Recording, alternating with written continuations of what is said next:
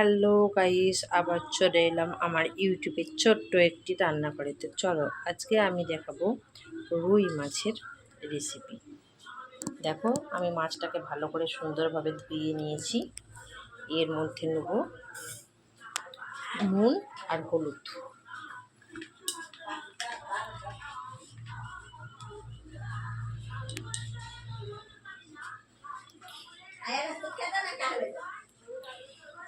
দিয়ে দিলাম আমি একটু হলুদ।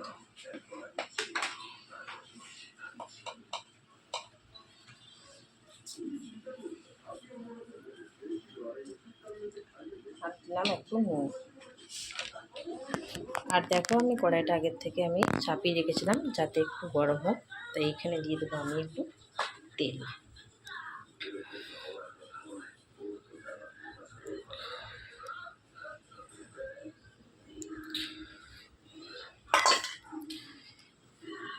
তেল দিয়ে দিলাম আর মাছগুলোকে আমি ভালো করে নুন হলুদ মাখিয়ে নিচ্ছি।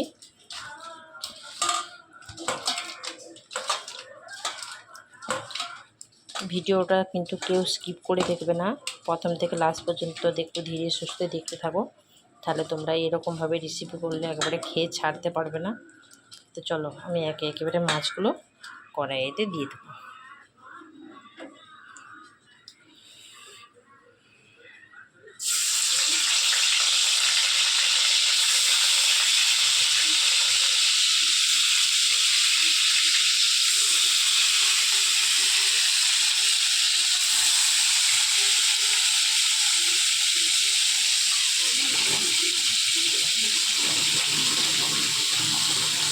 এবার আমি মশলাটা রেডি করে নিই।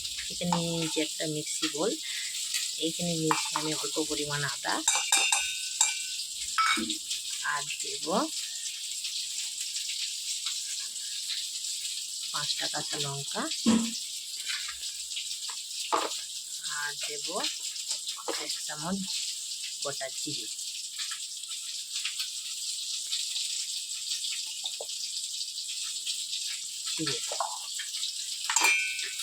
যাতে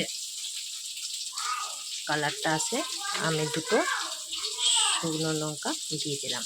এবারে এইটা আমি পেস্ট করে নেব আগে, তারপরে যেটা পেস্ট করব তার কিছুক্ষণ পরে এই টমেটোটা আমি পেস্ট করে নেব। আর এইখানে দেখো আমি অল্প পরিমাণ পেঁয়াজ কুচিয়ে রেখেছি, জাস্ট বেশি লাগবে না, আমার এতটুকুই হয়ে যাবে।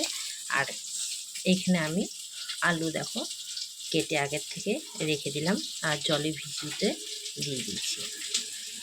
চলো এগুলো আমি আগে পেস্ট করে নিয়ে আসি, তারপরে আবার আসছি। দেখো গাইস, মাছ ভাজা আমার হয়ে গেছে। আর মাছের সাথে দেখো আলুগুলো আমি ভালো করে ফ্রাই করে দিয়েছি, দেখতেই পাচ্ছ। আর ওই তেলের মধ্যে আমি এখন দিয়ে দেবো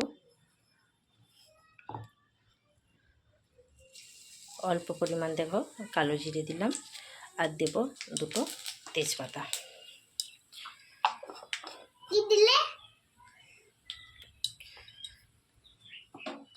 আর দেখো খুব সুন্দর একটা মানে সেন্ট বেরিয়েছে।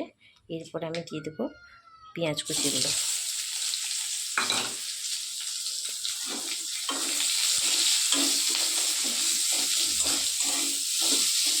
পড়ে যাবে পড়ে যাবে।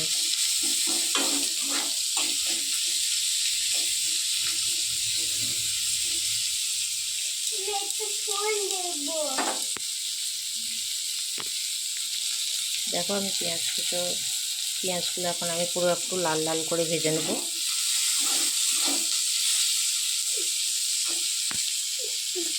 একটু লাল লাল করে ভেজে নেওয়ার পরেই দেব এই যে আমি পেস্টটা আগের থেকে করেই রেখেছিলাম, তা তোমাদেরকে আমি আগেই রেখেছি কী কী পেস্ট করছি।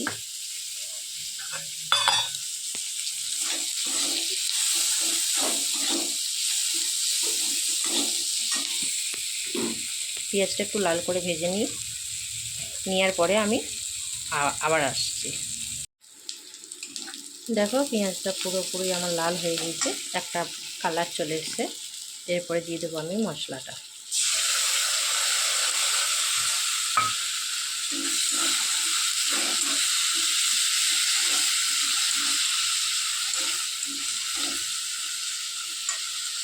মশলাটা আমি এখন একটু ভেজে নেব।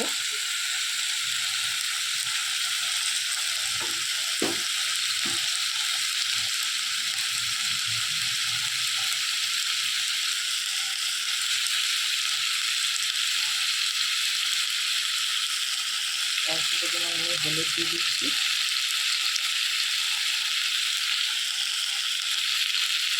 আর যাতে একটু কালারটা আসে এই জন্য আমি একটু দিয়ে দিচ্ছি লঙ্কা গুঁড়ো।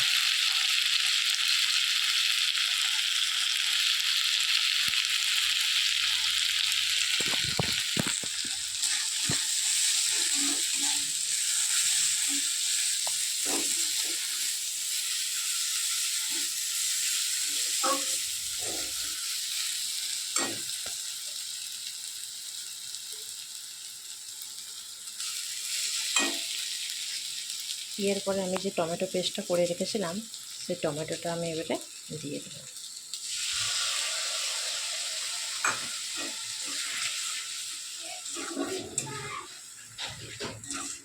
এবারে মশলাটা ভালো করে আমি কষে নেব এই কারণে যেন যতক্ষণ না মশলাটা মানে এই জলটা পুরো মরে যাচ্ছে আর তেলটা পুরো মশলাতে ছেড়ে যাচ্ছে ততক্ষণ পর্যন্ত আমি এটা কষতেই থাকবো।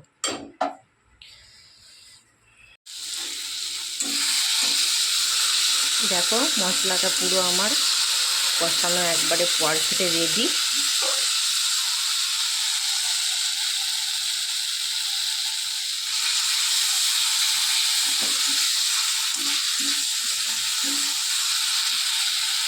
এরপর আমি জল দিয়ে দেবো।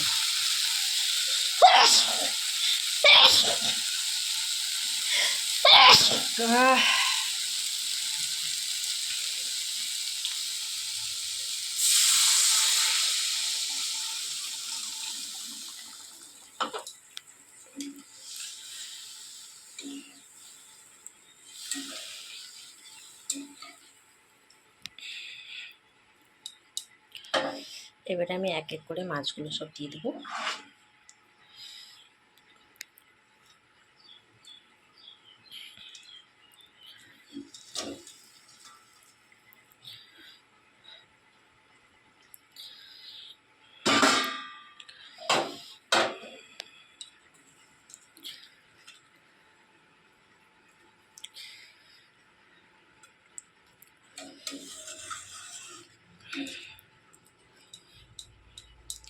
একটু জাস্ট ফুটে যাক, তারপরে আমি এটা নামিয়ে নেব। তো বলো গাইস ঠিক কীরকম হয়েছে, আর এইটা একবার ট্রাই করে দেখবেন, খুব সুন্দর রেসিপি। যদি আমার ভিডিওটা ভালো লেগে থাকে অবশ্যই একটা করে লাইক আর একটা সুন্দর কমেন্ট করে দিয়ে যাবে। আর যারা নতুন আছো তারা অবশ্যই পেজটিকে সাবস্ক্রাইব করে দেবে। তো চলো টাটা।